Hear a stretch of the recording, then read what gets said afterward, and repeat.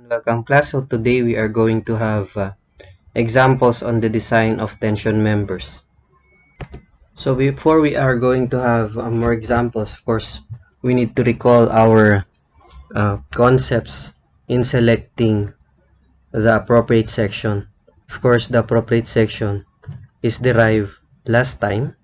Of course, when we use the gross area by LRFD, okay, we take note that the gross area should be always greater than or equal to this PU all over 0.9 of Fy. So in here we incorporate yielding in our solution. So meaning the AG here is the required gross area. Likewise, for LRFT, we have the effective area given by this required effective area. It should not be less than this expression, PU all over 0.75 of FU. So we are using FU, so we are actually concerned with the fracture. And for our ASD here, of course, we have a similar equation, only that we're gonna replace the factor at the denominator from 0.9 up to 0.6. And then for the effective area, given 0.75 factor for LRFD, we'll have to replace that by 0.5. So aside from that, the slenderness ratio should not be less than should be less than 300. Okay, so L over R should be greater than 300. So this is the expression. L over R is the slenderness ratio, wherein L is the length of the member and then R is the radius of gyration, which is normally found on the tables of the steel section given by the ISC. Now if we have to calculate for the radius of gyration, so of course we'll just have to have this equation that is equal to square root of the moment of inertia all over the area. Okay, so let us have this example. So this is a design problem. We have select a structural T for the bottom chord of the Warren truss roof shown. The trusses are welded and spaced at 20 feet. Assume that the bottom chord connection is made of 9-inch long longitudinal welds at the flange. Use A992 steel and the following load data. Wind is not considered in this example. So we have the dead weight for the purlins M8 by 6.5. By the way, 6.5 here refers to the weight in pounds per feet, and then here 20 psf of the horizontal projection, and then we have here the metal deck, 2 pounds per square foot, roofing insulation. So the total width here is 40 with 8 spans of 5 foot per span. Okay, so what we do here is to categorize the loadings, because in the load combinations we have various factors for that, especially in the LRFD. So likewise in ASD we have a different load combinations considering the dead load, live load, snow load, and the other loadings. So basically we can see here that we can categorize a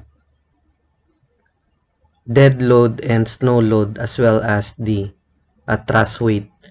By the way, the truss weight is normally assumed to be 10% of the other load. So 10% of the other load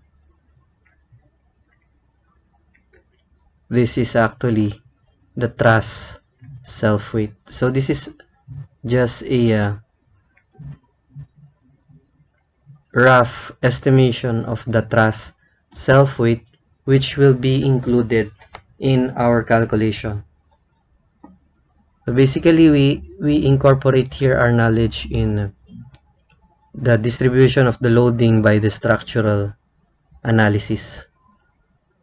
So first, we consider the dead loads.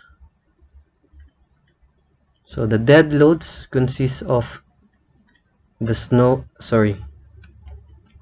dead loads are elements that are permanently attached to the structure.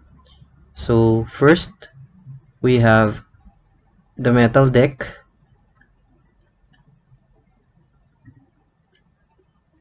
the roofing,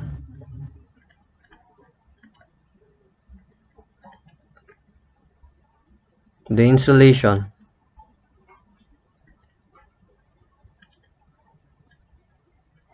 so for the meantime here, we're gonna exclude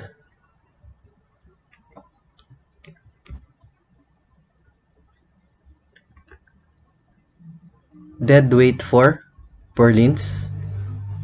Why we have to exclude that? Because in the calculation of the joint loads distributed on this truss, will be excluding purlins or separate computation for purlins, because purlins here is a direct concentrated load for each of the dead loads, meaning yung mismong purlins nya is on the joint. So that is why this is being separated in the calculation of the dead load. So basically, we will just have to sum all of the dead load in terms of PSF. So we have 2 plus 4 plus 3. That would yield to 9 pounds per square foot. Now, of course, we need to multiply this by the tributary area that is covered by this truss-to-truss spacing. Of course, that the truss-to-truss spacing, okay, so meaning there will be a truss in here and a truss here,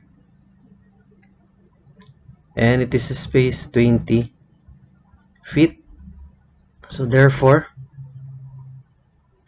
the tributary area will be this area here.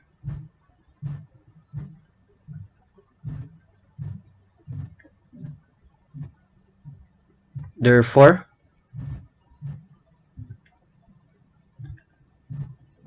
we just have to multiply this by 20 by the width of 40.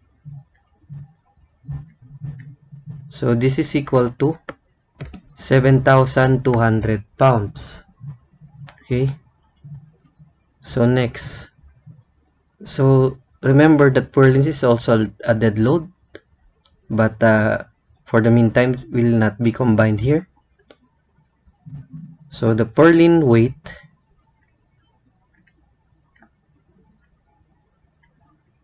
will be total to, of course, 6.5 pounds per foot.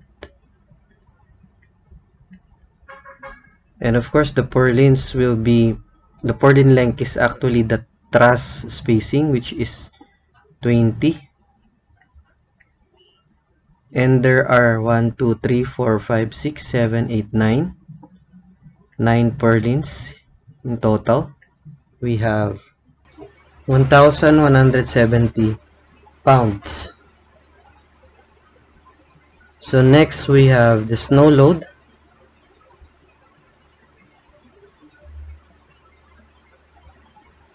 We have here 20 PSF. Of course, tributary area is 20 by 40. So this is equal to 16,000 pounds. So next, we're going to calculate the dead loads per joint. Of course, before that, we're gonna include here our self-weight for the truss, which is 10% of the other load. Okay.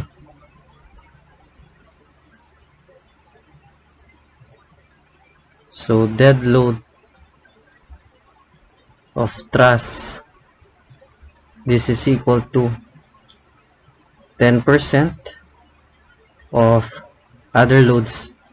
We have 7,200 plus 1,170 plus 16,000 pounds. Now we have 2,437 pounds. So in here, we're gonna distribute all of these loadings per joint in this truss.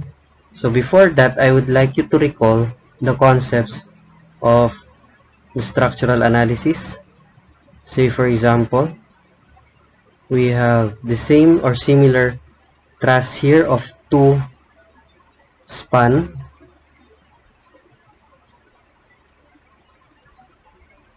So of course, in here, it is implied that the loading on the internal or the internal loadings, say PI, would have a greater loading than that of the external joints, say outer joints. So meaning, if we're going to distribute here a 100-pound loading,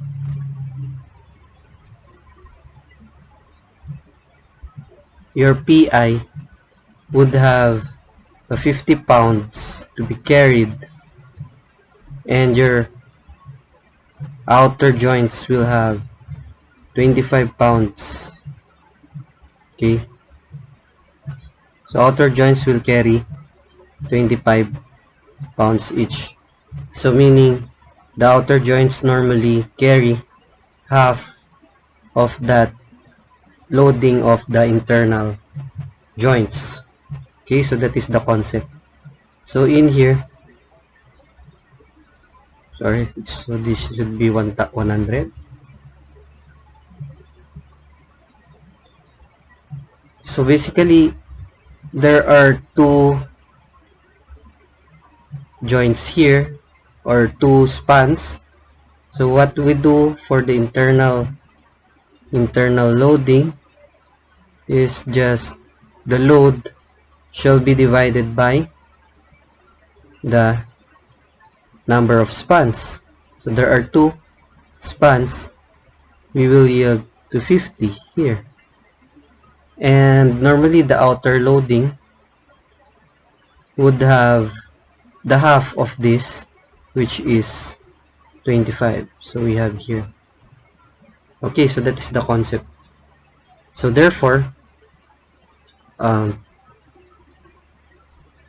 applying that, so the dead loads for, first consider internal joints.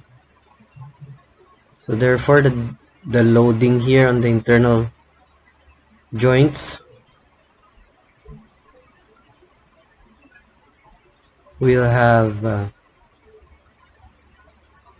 7,200.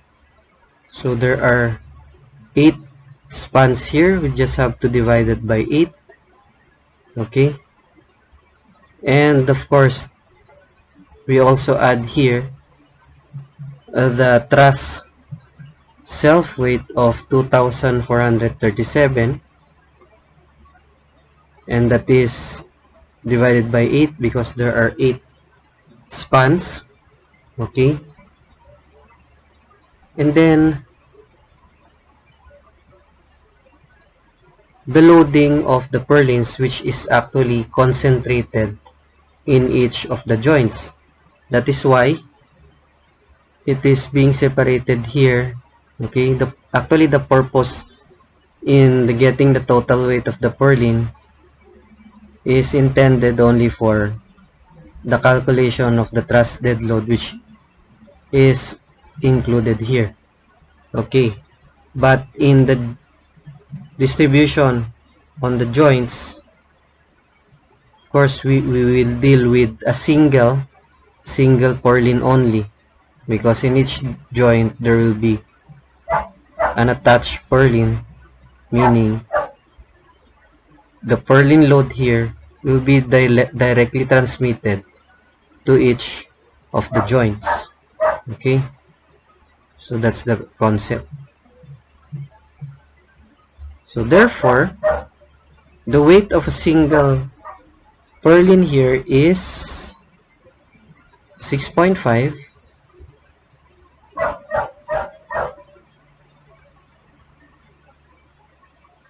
by, of course, the length is 20. Okay, the length of this purlin will be attached to another truss here, and the truss spacing is 20. So therefore, the dead load for the internal joints will be equal to 1,334.63 pounds. Next is the snow load, say S, that is equal to 16,000 divided by 8. We have 2,000 pounds. Now moving on to the external loads.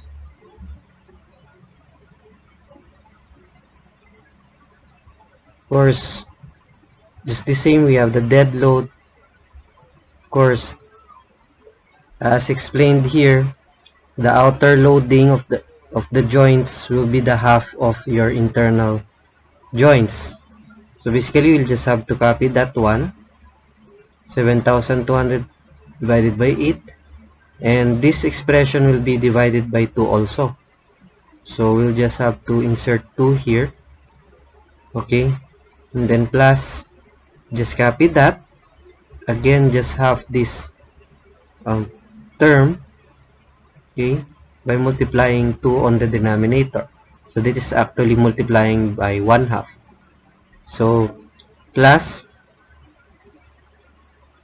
of course, we have the same weight and the same length. So this will be equal to 732.31 pounds. So S in the external load, of course, the half of 2,000. Obviously, this is 1,000 pounds. Okay. So next in here is to place all of these calculated loads into the truss. Of course, we're going to consider all the factored load here. First, by load resistance factor design, or LRFD. So I'm gonna recall our load combinations, including dead load and snow load. So here we have the combinations. So basically, we have combination 2, which include 1.2 dead load. There will be no live load, multiplied by half of our snow load here. So by inspection, of course, the prevailing combination is 1.2 dead load plus 1.6 snow load. So PU is equal to 1.2 dead load plus 1.6 snow load. So for internal joints, we have PU is equal to 1.2 of 1,334.63 plus 1.6 of 2,000. So PU is equal to 4,801.55. Now for external joints,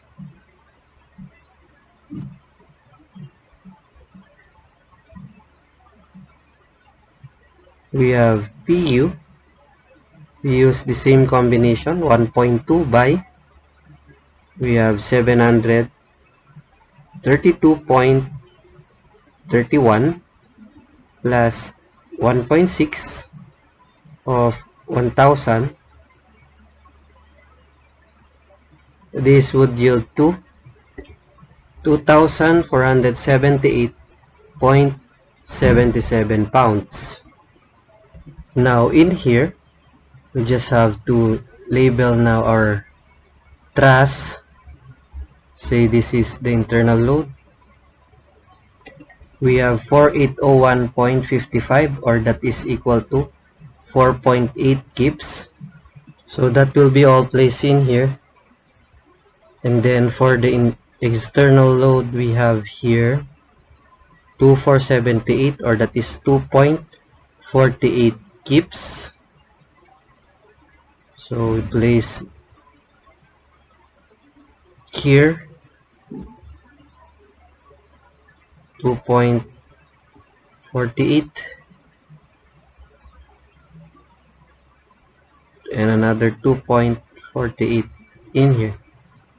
So at this moment, we are now ready to determine the force, the largest force on our bottom chord. So this is the bottom chord, and basically it will yield on the center. Okay, the largest load of the bottom chord will normally be in this member. Okay, say if we have to label our truss A, B, C, D, E, F, G, H, I, J, of course ito yung member, so therefore we're gonna section that one. Okay, you take section of that. Just have to use here bisection method and consider the left portion for our convenience. Say if this is section AA, we need of course the reactions here. Say RA, R1 and R2 here. So therefore, of course, since this is symmetrically loaded, we'll just have to add all the forces vertical and equate it to 0. So we have 2.48. There are two of them, and then plus 4.8 times 7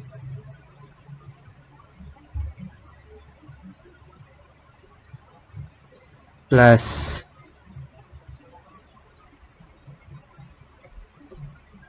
so this is equal to R1 plus R2. Hence, we know that R1 will just be equal to R2. So replacing this by R1, so this becomes 2 R1, and then we have to add that forces, and that will be equal to 38.56. So just have to divide that by 2. So therefore R1 will be equal to 19.28 kips. So we now apply the section here. So this is the section. Okay, we have here R1 19.28, and this is 2.48, and the rest here will be 4.8.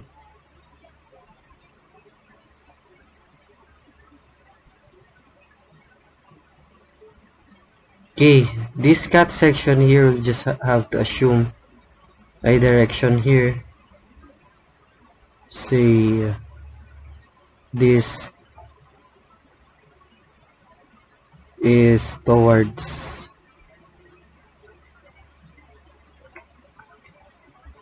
compression.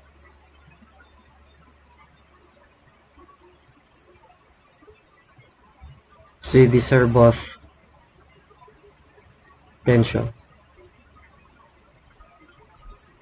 Okay, so this force on our label is GI, while this is HI, and this is HJ.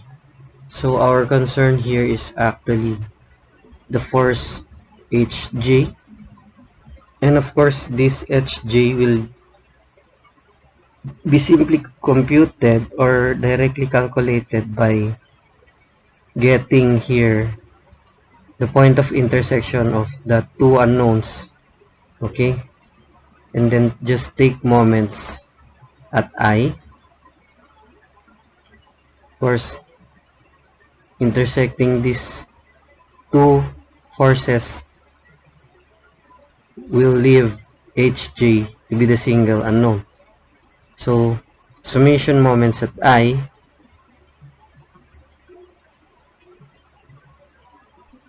is equal to 0 at section AA.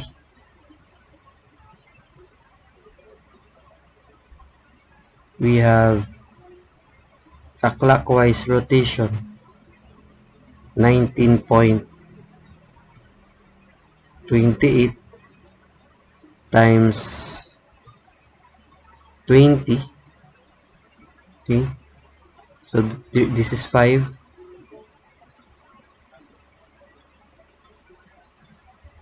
So it will be 20 feet distance from B. Okay, so 2.48 will have a counterclockwise rotation, and likewise that will be multiplied by 20. Then 4.8 here will have a counterclockwise moment, so the moment arm is 15. Then minus another 4.8 here, you're getting nearer to your moment arm. So this is 10 minus 4.8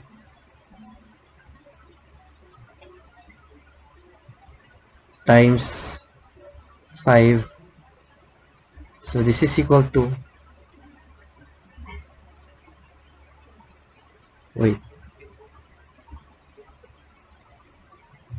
negative rotation for HJ minus HJ times moment arm of 4. Okay, 4 is equal to 0. So basically force at HJ is equal to 48 kips. Okay, so knowing that, of course, we're gonna go back to the calculation of the required AG and AE. So we proceed to calculation of the required area. So first, required AG is given by the formula PU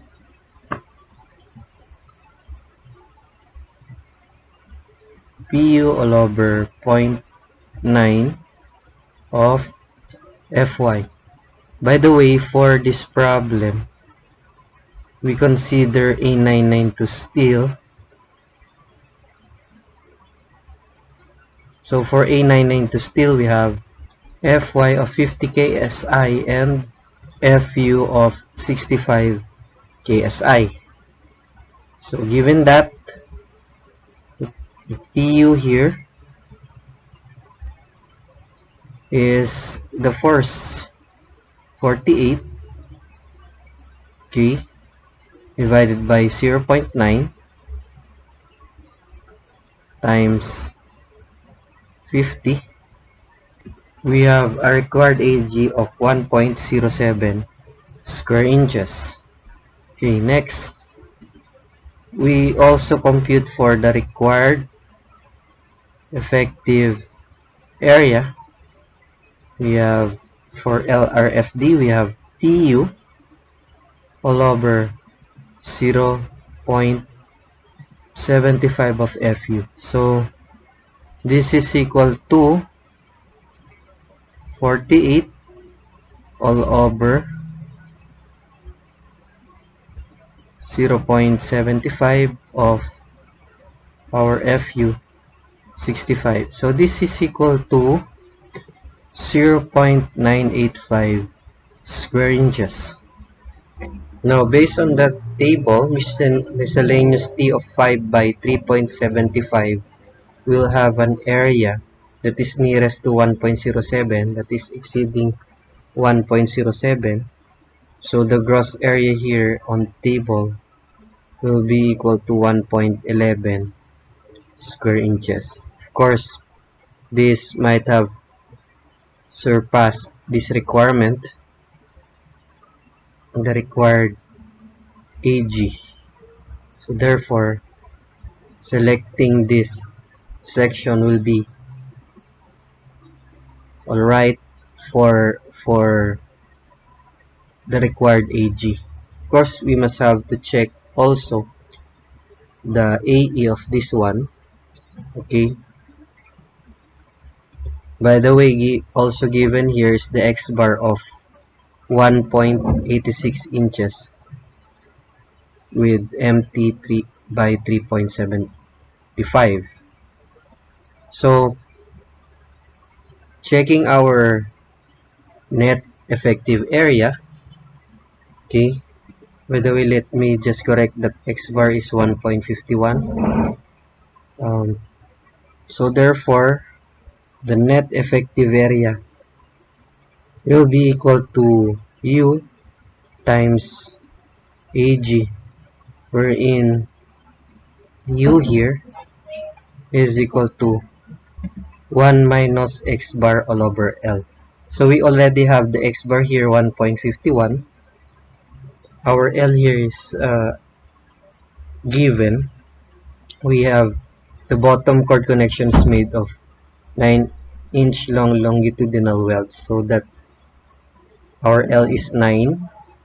Therefore, U is equal to 1 less 1.51 of our L, that is 9. So therefore,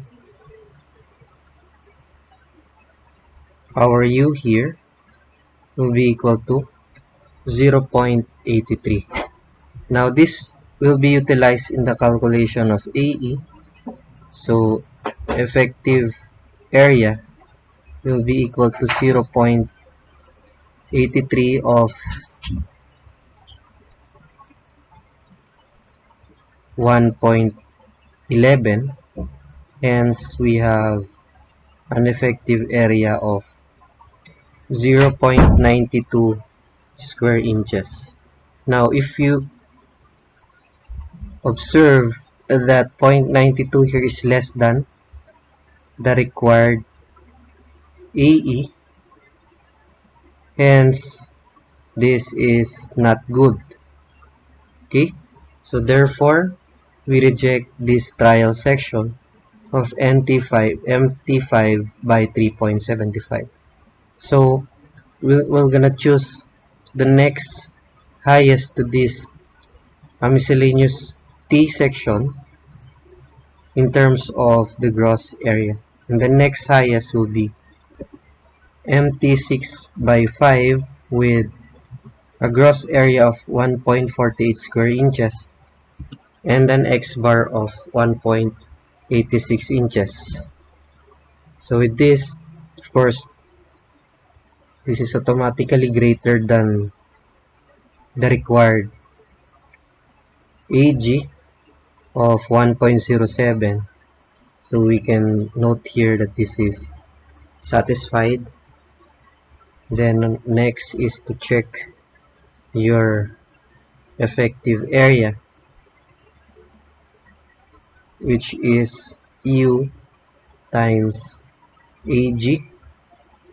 Okay, so U here will be equal to 1 minus X bar all over L.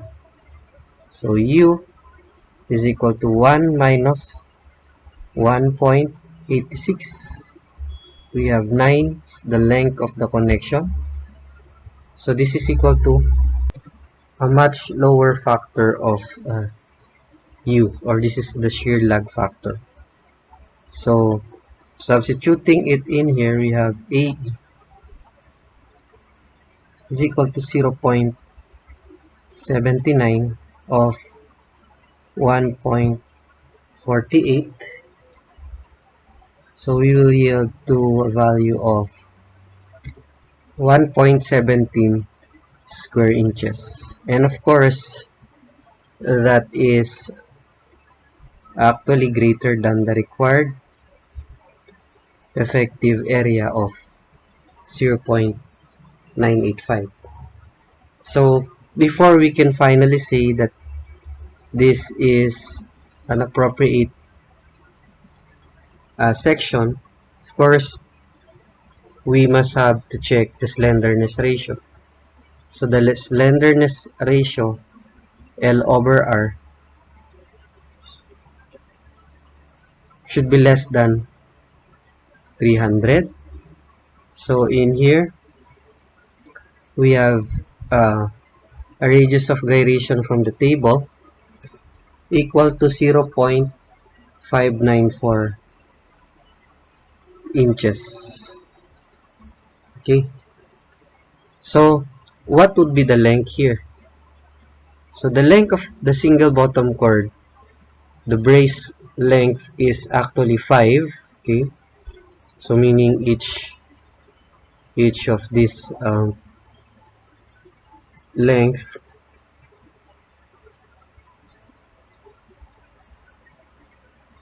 is 5. So we're gonna use that. Okay, so 5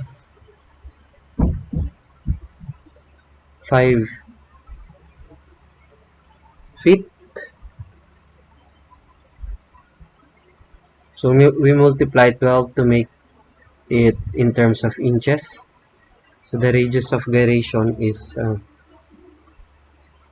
0.594.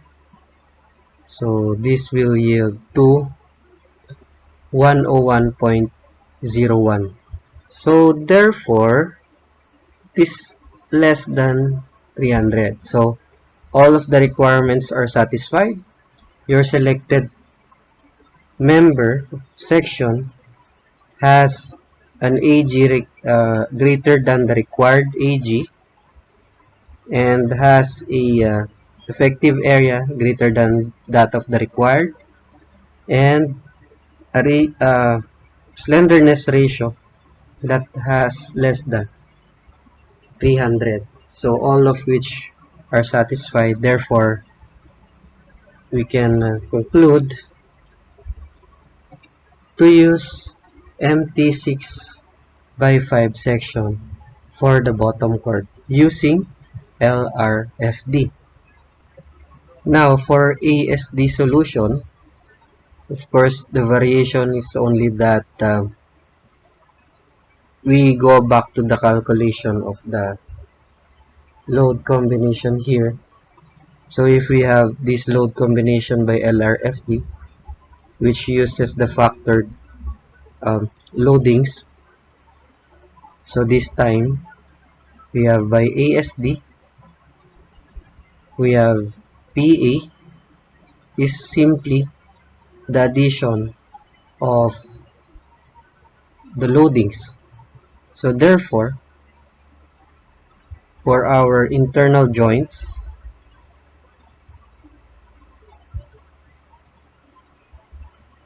we have PA is equal to 1,334.63 plus 1.6. So no more factor here, plus 2,000. So this will be equal to 3,334.63 pounds. Okay, so similarly, we do it on the external joints. We have PA is equal to 732.31 plus 1,000, that is equal to 1,732.31 pounds. So we can actually have this to be in terms of 3.33 kips, and this is 1.732 kips. Actually, we use the same analysis, wherein all we need is to replace all of our external loadings in terms of ASD. So for internal joints, we have 3.33. Okay, and then for the internal loads, we have 1.73.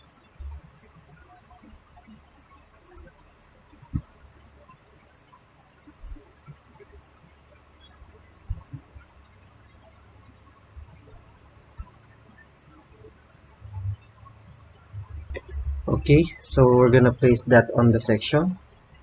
At section AA, we have here the same configuration. So of course,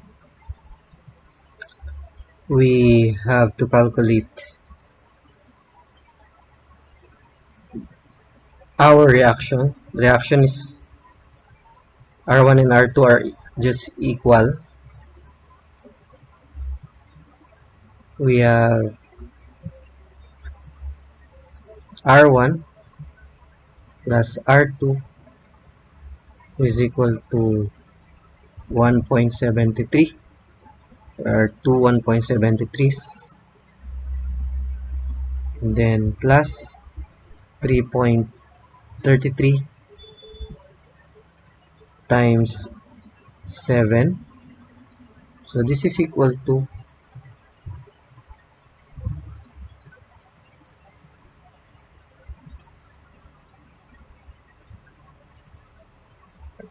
'in R2 here will be also R1. So therefore, we have 2R1 is equal to 26.77 kips. So therefore, R1 will be equal to 13.39 kips. So of course, we'll just have to place that here, 13.39. So of course, just the same, we sum up moments along I. This is equal to 0. So first, we have 13.39 clockwise moment multiplied by 20 minus 1.73 multiplied by 20 less a counterclockwise moment. We have 15 moment arm, this one, and then minus 3.33 times 10, this one, and then minus 3.33 times 5, this one. So this is equal to minus hj multiplied by moment arm of 4. So this is equal to 0. Hence, we can have the value for the hg. We have a value of 33.33 kips. So moving on, of course, we take note of the required gross area here. AG, required AG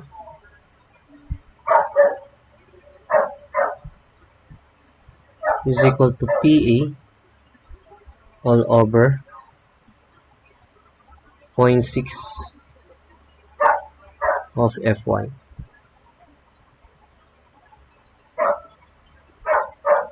So this is equal to 33.33 all over 0.6 of 50. So this is equal to 1.11 square inches. And then for the required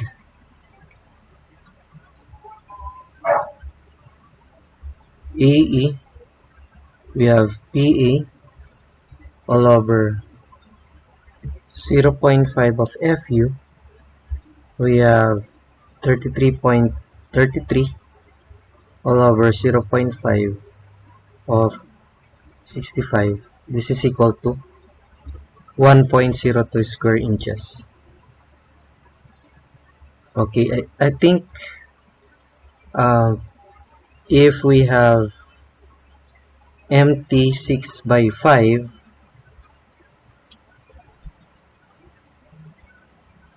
it has an AG of 1.48. So try empty 6 by 5.